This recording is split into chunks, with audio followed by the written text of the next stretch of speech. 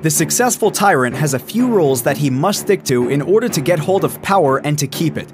These rules have been followed by a number of dictators all around the world, including Joseph Stalin, Colonel Gaddafi, and Saddam Hussein. But these men all have one thing in common: they're dead. But the rules they followed are still there to be used and studied by the next generation of tyrants and dictators. So who exactly should we be careful about as the world's next tyrant? To answer that, we need to go back and see what we learned from the previous tyrants. Rule 1. Be a man of the people. Every tyrant knows that it is easier to deceive the people into accepting you before you can show your true colors. Saddam Hussein began his reign by buying food for random citizens and winning their affection even as he destroyed the economy. In Kenya, the promising candidate for tyrant status, William Ruto, has perfected this strategy even if it sometimes backfires and the people receiving the food end up in hospital for food poisoning. A significant part of Mr. Ruto's personal wealth was obtained while he was Minister for Agriculture during the same time the ministry lost billions through corrupt deals and irregular payments to companies linked to Mr. Ruto. It's funds like these that have been used over the years to buy the loyalty of his supporters and supply the food dished freely to make himself a man of the people. In order to maintain the facade of a man of the people, you also need to apply Rule 2, invent a humble backstory. Adolf Hitler was a failed artist. Saddam Hussein was an orphan, and William Ruto paints himself as a street preacher or a chicken farmer, depending on the day of the week. These are all humble jobs that the ordinary man can relate to, but what the tyrant won't let you know is their real story. Hitler's parents could afford for him to be an architect, but he refused to go study in the lap of luxury. Saddam Hussein was an orphan, but his uncle was a wealthy party official in Iraq's largest second party. As for William Ruto, he sold eggs in a market to get extra money when he was on holiday from a prestigious school in the capital city. Not exactly a poor man's son, but when you want the people to love you, the story you tell has to focus on the humility and exclude the true details of who you are. As you get the people to accept you, every growing tyrant knows you need to eliminate threats against you. There have been a number of suspicious deaths in Kenya linked to William Ruto, ranging from helicopter accidents to poisoning of security officials. When it was discovered that prominent lawyer Mutula Kilonzo was going to turn evidence against William Ruto to the International Criminal Court, it did not take long for death to visit the lawyer via poison at his home. Longtime critic and opponent Mr. George Saitoti was killed in a suspicious plane crash. He had openly dared Mr. Ruto to come clean on his involvement in several massacres or be exposed to the media. Employees are not safe either. 12 employees of Mr. Ruto's have been found dead under unclear circumstances. Did they know too much, or did their conscience catch up to them? Whenever people start asking too many questions about the dead bodies around you, the tyrant knows he must fall back to the people and give them something else to focus on.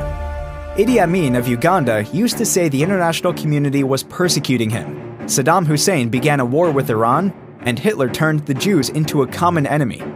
In Kenya, William Ruto has used more than one excuse to distract the people. In 2007, in his ethnic Kalenjin, he turned the Kikuyu community into a scapegoat, accusing them of settling in his tribal lands and taking economic opportunities away from the people. The result was a tribal genocide never before seen in Kenya. Today, the tactic has changed into a class war with Mr. Ruto inciting low-income earners and the unemployed against the middle and upper classes of society. The irony being that Mr. Ruto has always belonged to the very group he is inciting his supporters against. This class warfare in Kenya is the reason why we have decided to study Mr. William Ruto as an upcoming tyrant. All the classic steps of becoming a tyrant have been fulfilled except the last step, which requires a good opportunity to strike. In Kenya's powder keg of politics, Mr. Ruto's opportunity will most likely involve violence and bloodshed. His last political triumph already cost 300,000 lives, and that only got him appointed as deputy president. My lady and my lords, my name is Mudomi Viankolu. My senior started addressing you on the fictional aspects of the case before you, and I'll focus on showing you why it is fiction. And in the literature and the arts, they talk of several genres. When we thought about this matter, we thought the fiction before you is of the genre called tragicomedy. That is a combination of comedy and tragedy. In terms of tragedy, we thought of Macbeth, and we thought of Macbeth talking about the demise of Lady Macbeth and the frustrations of life, and saying it is a story full of sound and fury which signifies nothing. I will tell you shortly why this petition before you is a work of fiction, and specifically a story full of sound and fury, what my colleagues have called shock and horror, but which signifies nothing. We thought of the comical bit of this case, that we have to engage this eminent court to hear spurious allegations. And the comedy we thought about is called Much Ado About Nothing. And we'll be hoping to persuade you that the case before you is not only full of sound and fury but signifying nothing, but is much ado about nothing. Lastly, we came closer home and thought of a work of fiction in the realm of comedy and tragedy by a son of East Africa called Shaban Roberts. That work is called Kusadikika. And many of you, my lords and ladies who have read it, you will find it is a work in which people are invited to believe every allegation, however spurious, however preposterous. And we suggest to you that maybe the petitioner himself is taking you to be that country called Kusadikika by Shaban Roberts, in which if you're told the sun rises in the north, you don't apply your mind. Your challenge, my lady and my lords, is who do you believe amongst all these people with stories and counter stories? Is it the man whose name combines the names of two saints, John and Mark, and the third name, Githongo, who was head of ethics in this country, but has the audacity to produce before you forged logs? And when he is called out, instead of profusely apologizing, he says you yet another affidavit full of ifs and buts. Is it Arnold Ochieng Oginga, advocate of the High Court of Kenya, a learned man, to be fair, but who produced to you documents that were disowned by all the presiding officers, and documents he hasn't told you where he has found them, and which my classmate Mr. Mahat was able to show you have actually been doctored to fit into the narrative of the fiction? Or, my lord, are you going to believe Githongo when he tells you that the undisclosed man was demonstrating to him a Form 34A for governor, even though we all know the results for governor are not streamed on the public portal? Or, my lord, are we going to believe the four commissioners who we all saw day and night for 6 days and 6 nights? I use the word deliberately, my lady, because we never left our TV screens. 6 days, 6 nights. We saw them announcing results that had been verified, and you were told by Mr. Mahat, indeed, they announced most of them. But when the winner becomes apparent, they suddenly turn around and tell you Mr. Chebukati is a bad man, he should be crucified. Are those the people we are going to believe, my ladies and my lords? Or are we going to believe the petitioner himself when he tells you in his petition and affidavit that the Honorable William Ruto intercepted, altered, staged, and then dumped Form 34A on the e-portal? My lady, why we thought this was the most elementary attempt at the fiction If you do your math, what the petitioner was telling you is that the Honorable William Ruto was intercepting and changing on average 23 forms 34A per second in the span of 8 minutes that he claims we staged, dumped, and altered over 11,000 forms 34A.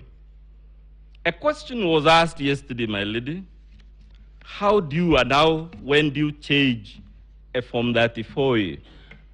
And I will invite you to note from the structure of that form that most of the data comes pre-printed.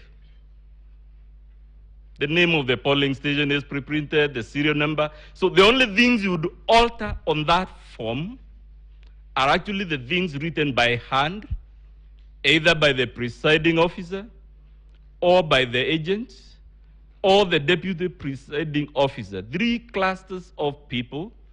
In the event there are 4 agents, we are talking handwritings of about 7 people. And you're being told the Honorable William Ruto had the capacity to intercept these forms, 11,000 of them in 8 minutes, and alter them. It is in the realm of fiction. And I suggest perhaps politicians should stick to politics and leave fiction to artists. Or are you going to believe, my lady, when you're told that the Honorable William Ruto had this young man with a laptop at the National Tallying Center, and that this is the laptop he was using to do these things called dumping, staging, and whatever not? I think we may have our own views about various citizens, my lady and my lords, but I am struggling to understand who is this fraudster that would walk to a laptop not in some remote place, some inaccessible place where all he has is the network, but he would go to the National Tallying Center with a laptop, and the only reason he has that laptop is to intercept results in the full glare of our TV cameras, in the full glare of all those security men and women that are in that tallying center, under the eagle eye of all the agents. It is simply spurious.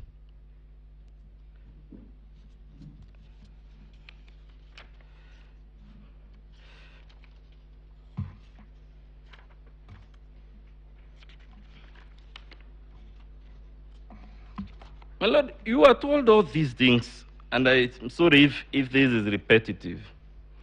The least we would expect is you to be shown a Form 34A that was altered, and not the ones they have cooked as a work of fiction. The least we expected is for them to tell you which are the polling stations in which this interception, staging, and dumping occurred. In short, my duty, my lady and my lords, is to tell you, even if you are to look at this case with your most magnanimous and generous set of eyes, even if you are to be as benevolent as Father Christmas, the verdict you would return is that this case before you is a story full of sound and fury, but which signifies nothing. The case before you is much ado about nothing, and you must tell the petitioner, this is not the Supreme Court of the Republic of Kusadikika. It is the Supreme Court of the Republic of Kenya. It is to be expected that when you move this solemn court, you don't put us in exercises that leave other civilizations wondering why we have to waste the time of the Supreme Court, or God forbid, even the small claims court, dealing with allegations of the type before you, which cannot be believed even by the most gullible person. Let the works of fiction be left to Hale Grissom, James Adliches, James Bond, This is a solemn platform. I regret and I pity all of us that we came to deal with such a spurious matter. Thank you very much. Madam Chief Justice, my duty is to make closing submissions as I also deal with the last issue. What are the appropriate reliefs? Yes. Oh. I start by apologizing. I left out two members of my team, two lawyers who have worked very hard, Rose Thiongo and Ham Langat, Mr. Ham Langat. I think in fairness, it's good I place them on record. They have done a stirring performance, and this is part of the mentorship we should do. Madam Chief Justice, let me also start by apologizing that I did not place on record the fact that we did file written submissions on 27th August this year, and we rely on those written submissions. We took lots of time to actually develop almost a treatise on the origin of Election Act. We went to 1870 in England, where we found the first codification of the Election Act, and the subsequent development and the hesitation by apex courts in not disturbing electoral victory. I would request you, in the fullness of time, please look at it. I should also, in fairness, indicate that the authority I referred to from Ghana decided last year the Mahana decision is authority number 5 in our list of authorities. And again, this, Madam Chief Justice, let me say this because I ought to acknowledge it. Judges in Ghana quoted with approval one of your judges. Writing of this apex court are now being quoted with approval in the continent of Africa. And if I could say so, this is also because of the very vibrant advocacy by my learned friends. So if we could participate in enriching the jurisprudence in Kenya and Africa, so be it. I now go to a very brief response overview. You have a petition before you by Julia, I think is now number 7, the one about special group of people, 500,000, who allegedly were denied the right to vote. And this is what we call not now fiction, but theory, pleading and or drafting a petition on the basis of abstract principles. The so-called 500 people, not a single one of them have filed an affidavit to say because they were working for IEBC or were working in any hospital, they were deprived an opportunity to vote. In other words, this court must also try to establish some rules of engagement.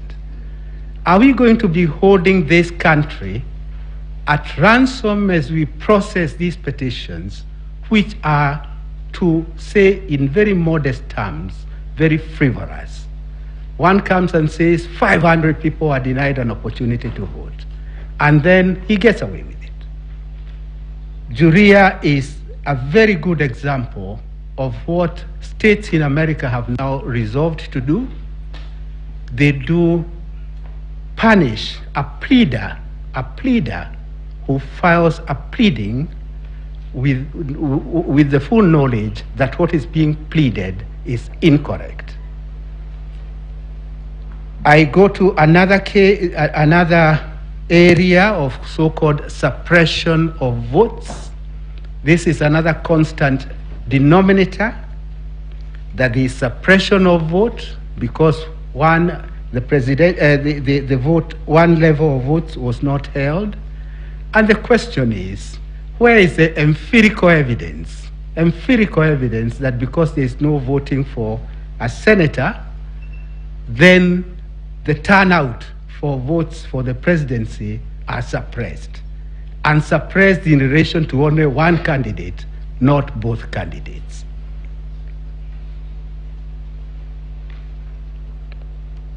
My learned friends have talked about what yesterday was being called dysfunctional IEBC.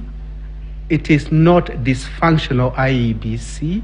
It was a functional IEBC until 3 p.m. on 15th. On 15th August, towards 3 p.m., some commissioners were hijacked with their free will, and they opted to walk out from their brothers and sisters. There is a point that concerns me as a regular practitioner in this court, in these electoral cycles. And this is this. For how long are we going to allow our political class to advance self-interest, and to hold this country in perpetuity of uncertainty? That is something I think, Madam CJ, you now have an opportunity under Section 3 of your Act. The first fundamental in Section 3 is your true north, is supremacy of the Constitution. Your true north being the supremacy of the Constitution, and then other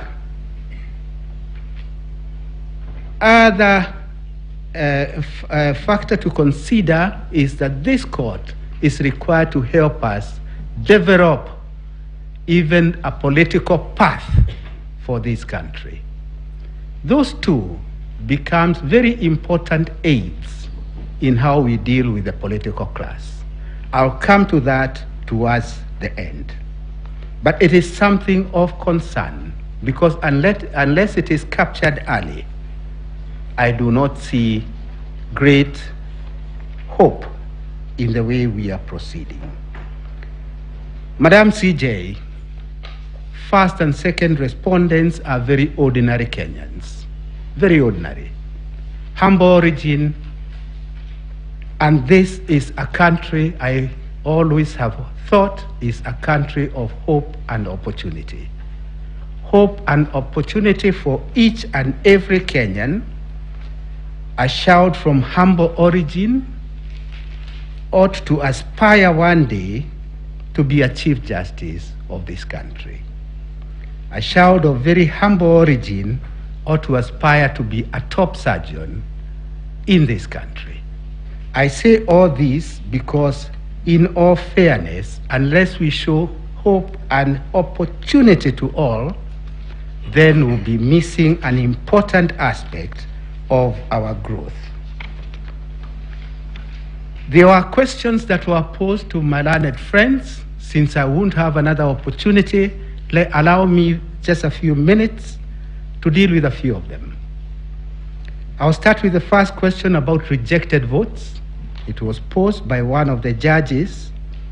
Rejected votes is a point we litigated in Raila 1, that's 2013, not as a side issue, but it was the subject of a petition.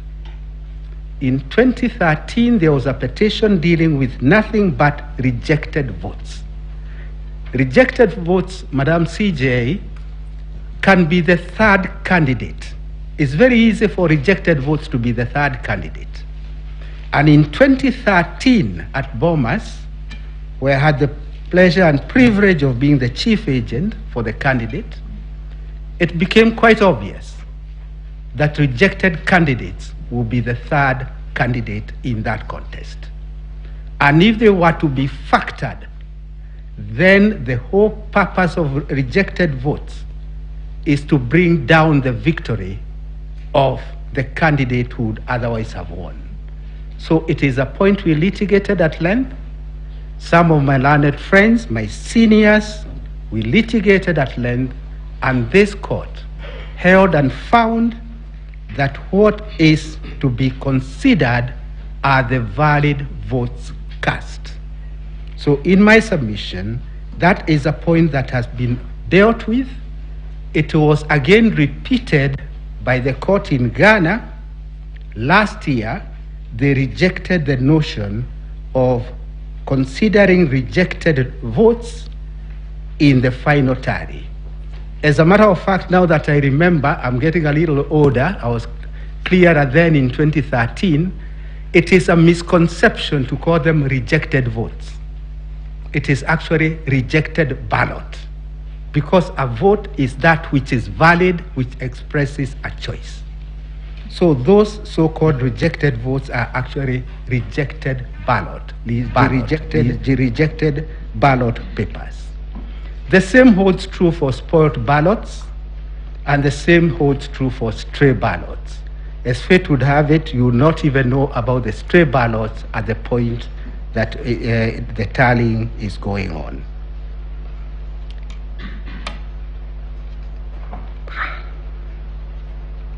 I associate myself with the submissions made by my learned friends, IEBC. They are the ones who conducted the election. It is not within our place to supplement their submissions. We wish to associate ourselves with the submissions, particularly as regards how the election was conducted. I come to what is the elephant in the room, to quote Tata, who I have never quoted before.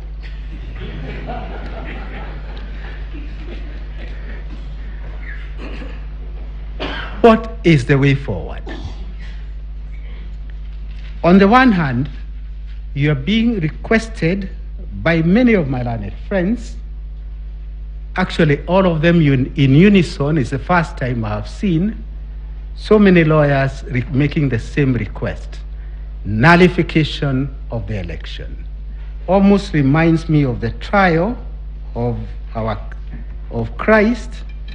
Crucify him, nullify the election. After nullification of the election, no solution is provided. But all they request is nullify the election. As you consider the rival position, I will request you to consider the following.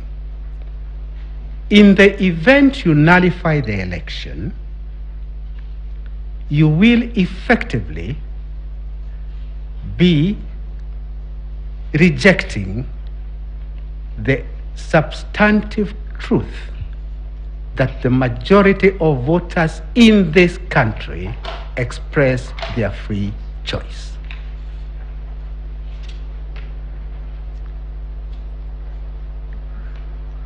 While considering that plea of nullify the election, we shall be acceding to a very dangerous trend in this country, that presidential elections are to be held, and if I'm aggrieved, not because of any error, but I want to hold the country at ransom, I will walk to the Supreme Court and the election will be nullified. While considering that request, please also consider the far-reaching consequences that we all participated, we all experienced in 2017.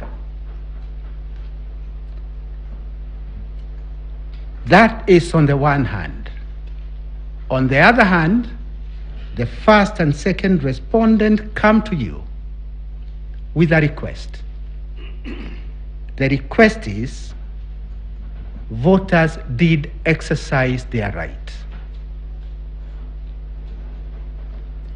Hold them to that covenant.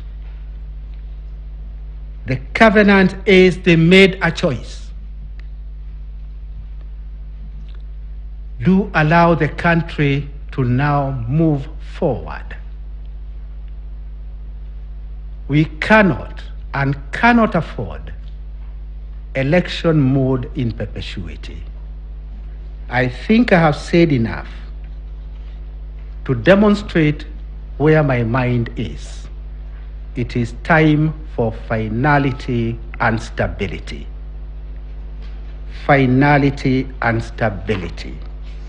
In doing so, Madam Chief Justice, you'll be sending yet another signal to the political class. And here I am not finger pointing anybody. As I said in 2013, what I say for this client is what I'll say for the next client who is in that class. The country does not belong to them. This country belongs to all of us. And since the country belongs to all of us, no person should consider that there is an entitlement. Considering that there is an entitlement is to engage in an illusion. That illusion ought to be replaced by reality. Reality is that it is voters who make their choice. And once voters have made their choice, let us inculcate a culture that my brothers and sisters on this side are now used to. We walk to our court. We may think the law is on our side. We may think we are entitled to victory. But we accept the verdict of the court because much as we may think we are eloquent litigators, the final word is always with the court. With those comments, may I very humbly and respectfully request this court to let this cycle come to an end so that we can get back to our business, the business of developing our country. With those remarks, I would wish to close and to donate the 30 minutes to the court because we are patriotic enough to know that it's not really in the interest of this country to engage this never-ending circle of litigation. Thank you very much. Unless you have any questions for us, that's the end of our case.